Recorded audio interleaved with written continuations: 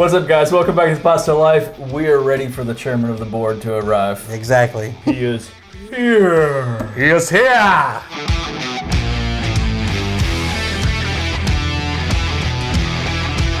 We are super excited because we are both huge Frank Sinatra fans. Yes. That we came across more than one bottle of Jack Daniels Sinatra Select. Oh, yeah, more than one bottle. We thought it was going to be difficult to come across them, and then you got extremely lucky. I started looking around me here in South Carolina, couldn't find Jack. Then I made 2 trips, which I don't go up that often anymore, but I made 2 trips into North Carolina in less than a week. Yep. 2 stops at ABC stores there in different little small towns in western North Carolina. First stop I made, first time I've ever seen a Jack Daniels Sinatra Select in the wild. Yeah. Snapped it up. Second trip, about 6 days later. Found 3 of them. Found 3 of them. Grabbed 2 of them. Yep. So that AJ could have one. I could have one to just keep back. We've got one to share with you guys. I actually traded you that bottle of Blanton's for one. Exactly. Yeah. That's how much I love Sinatra, is I will get rid of a bottle of Blanton's for this. So you may see multiple pictures of this out if you follow us on Instagram or Facebook or anything like that. We are putting out a lot of some pictures and everything of the various bottles that we have in hand right now. It is, I'm excited. I'm super really excited. happy. Yeah. Well, so, I've loved Frank Sinatra since I could. I'll tell you who introduced me to Frank Sinatra. My 5th grade math teacher, Miss Swaggart, and she used to play Frank Sinatra in class, and I didn't know who he was, and she always used to refer to him as old Blue Eyes. And I'm like, who the hell is this guy? He's got blue eyes, apparently, but I didn't know who he was. And but when she would play him in class, I just love that music. I love the horns. It's just the big band style music. I would just sit in class and I would just sway to, and it just. I don't know how she got away with it, but she did. She used to play Sinatra in class, and then Miss Swaggart, you probably never see this. Thank you, because you introduced me to that style of music and what I love. Whiskey. Yeah, yeah, of course that, too. Now, I think everybody's tried Jack Daniels at some point in time. You know, whether it was a Jack and Coke or something. I don't think you can get past 23, 24 years old in this country without trying Jack at least once. Yeah. Commercially, it's what, the standard? Yeah, I mean, it is, I think, the most sold whiskey and the most recognizable brand in the world, period, bar none. Exactly. Jim Beam second. Jack Daniels is number 1. I keep saying whiskey because technically it's a Tennessee whiskey. Yep. You could argue it meets a lot of pretty much all the standards for being a bourbon as well, but it's in the Tennessee whiskey style with the charcoal filtering, so it is a little bit different. Tonight we are going to crack open this bottle of Jack Daniels Sinatra Select, but first, what Frank actually drank was Jack Daniels. Jack Daniels, yeah. Old number 7. This Sinatra Select is an homage to Frank. It's a little bit different in the sense that the staves and the barrels, they actually carve grooves into the staves to expose the whiskey to more surface area in the toasted barrel. Actually gets a deeper, darker color.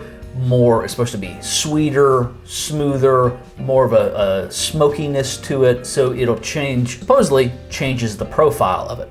So I'm excited to see how does it really compare. Now, it's a little bit higher proof too. Yeah, it's a little bit higher price also. A little bit higher price too, yeah. So yeah, that's the control is just a standard Jack. Yeah, and then the Sinatra Select is. And I just have to say, the packaging on this is superb. Yeah, it's amazing, guys. So I mean, this box.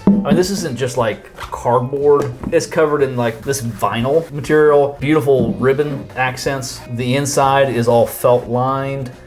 It's got this cool little hardbound book that tells the story of Jack Daniels and Frank Sinatra, and how, who did I say it was that introduced him to, Jackie Gleason actually introduced Frank Sinatra to Jack Daniels. I mean, he always had it. He had it backstage, always had his little cocktail run, every time he came off stage. He had it in his house. He had his private stock there, in his private plane. I mean, he was tied to the hip to Jack Daniels. This was his drink. And not only that, like he was drinking so much that he used to make drinks for his Rat Pack friends, Joey Bishop, Peter Lawford, Dean Martin, Sammy Davis Jr. He would make their own drinks, and he knew every single one of their drinks by heart. Like, they all drank many different types of drinks, and Frank knew what they drank and used to make them. In fact, a lot of the sets of the movies that he was on, like Robin and the Seven Hoods, he was behind the bar making their drinks for them in between movie takes. Frank knew his way around the whiskey bar. And can we talk about this bottle for a second too? Look at this piece of glass. I'm sorry. Okay, compare that to this. I mean, this is a pretty thin glass on It is. on the standard Jack Daniels Yeah, bottle. this is a super thick rocks that's glass an inch bottom. of glass Yeah. on the base. And I don't know if you can see it in the camera.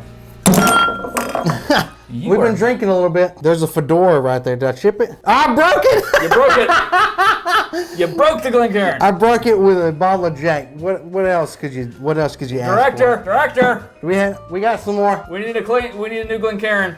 And this bottle's heavy. That's what Can you tell? It's heavy. I broke a Glencairn. So there's a fedora kind of molded into the bottom of the bottle right there. And Frank used to always wear a fedora. There's a fedora right here on the neck of the bottle, and then a fedora on the package itself. If you notice the orange around the bottle, Right the there. orange ribbon, the fedora inside the bottle, or inside the little button right there is orange. That was Frank's favorite color. His signature here on the side of it, a little bit of story back on the back here, that in honor of the legendary friendship between Frank Sinatra and Jack Daniels.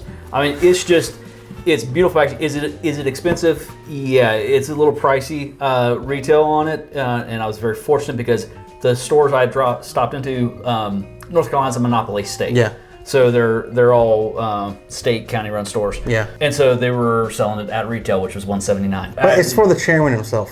Yeah. So Frank Sinatra is pretty special. So, to me, yes. Yeah, but- And to other people, I'm not sure. And to me, I'm being honest with you, so that price, it's pricey. Now, hopefully it's really good. Yeah. But on top of that, the experience that you're getting with the packaging, Yeah. marketing background guys, packaging, how you make a consumer feel is huge in how this comes across, the taste profile even comes across. Because if we like the packaging, if it makes us feel good, we want psychological things happen, and we want it to taste good. Well, as the director grabs us a new Glencairn, watch this. We're gonna break out the old number 7. So just to be clear, guys, I mean, and I think I may have mentioned it before, this is what Frank would have been drinking. Yes. And he had a very specific way of drinking it. A lot of you bourbon drinkers and whiskey drinkers may already know. Frank's way was less than 4 cubes of ice, so around about 3 cubes of ice, 2 fingers of Jack Daniels whiskey, and he would fill the rest of the way up in a nice rocks glass with water, and then let it sit for a couple minutes, and that was his nectar of the gods, is what he referred to it as on the stage. You ready to crack this open? Yes. You want to do the honors of opening Give it? it the old spinarooey. I'm excited. I just I have am to say, too. I mean, we've cracked open a few kind of special bottles here recently, but this is probably the one that I'm kind of most excited about, just because I am a big Frank Sinatra fan. I'll show you how much of a crooner fan I am. So like Tony Bennett, Frank Sinatra said Tony Bennett had the best voice he's ever heard. And that came from Frank Sinatra. And I went to a Tony Bennett concert in 2012 here in Greenville, South Carolina. And I was the only person in that crowd that... Oh, that's cool. That's pretty special right there. I like that. It's the little Easter eggs. It is the Easter eggs. Like, I didn't even know that was there. I didn't either. So I was the only person in that crowd that didn't have gray hair. And I'll tell you what, dude, I cried. I cried because it was the closest to Frank Sinatra that I could ever get. Aside from his son, Frank Sinatra Jr., who passed away, I think in 2015, I'm going to say. Oh, wow. And I really wanted to see him perform. Can I trust you to pour that without breaking another glass? I'll try. So we're going to put just regular Jack to the right. To the right, yeah. I can already see the difference in color in your glass. Carving those grooves in the staves of the barrel, that's going to add a lot of depth of color, flavor. There's a definite difference in color. The regular Jack, the old number 7, that's 80 proof. The Sinatra Select is coming in at 90. Let's start out with the right. Let's start with the regular old number 7. Smells like Jack. Yeah. Smells exactly what Jack should smell like. Yeah, I mean, you get the nice vanilla, brown sugar. I don't think we should spend enough time analyzing the way it smells, because everybody has tasted Jack. Should have already tasted Jack. But hey, you may be like me. I've tasted Jack, but I'll be honest, I haven't drank Jack Daniels in years. Really? Years. I think I did get a single barrel Jack Daniels about 4 years ago. Yeah. That's the last Jack I've had with it. It's just classic Jack Daniels. Yeah. It's smooth. You want to talk about an easy Very drinker? smooth, yeah. I mean, there's no wonder why this is the best-selling, most recognizable brand of whiskey in the world, bar none. Yeah, I mean, you get those classic vanilla, a little bit of a caramel, not even too much caramel, just brown sugar. That charcoal filtering definitely smooths things out, just mellows everything down. Just the slightest tinge of oakiness. Yeah. But it's not prevalent. Let's get into this. All right. I can't wait. Ooh. Oh, yeah. That takes it up really a notch. Sweet, yeah. Vanilla, caramel. I mean, just like a Do you remember the caramel royal candies from when we were kids? Yes. Like the different flavored ones? Yeah. The vanilla caramel royal. Yeah. That's what... I can get that. And that was one of my favorite ones. Man. God, yeah, that nose on that it's very sweet. Yeah. Much sweeter than the regular. You can pick up the proof has come up a bit on it. Yeah. There's that vanilla caramel. It's a little oily too. It's got some legs on it. I can't wait to try this. All right. Cheers. Cheers to Frank Sinatra. Yep, to Old Blue Eyes. Oh, that was creamy. Oh, wow. That tastes good. Oh, that's good. That was creamy. Yeah, that is. That's just like creamy, caramely, vanilla goodness. I mean, there's no harshness to that at all. Super smooth. Oh, dude. Man, that's fantastic, dude. Oh, that's good. Oh, I like that. Oh, I like that a lot. Damn, that's good. I'm not kidding you. If that wasn't so freaking expensive, yeah, that would be sitting on my shelf as a daily drinker. I'm gonna tell you though, you've got one more after this one. You've got that one right there. So you got a couple liters just sitting around.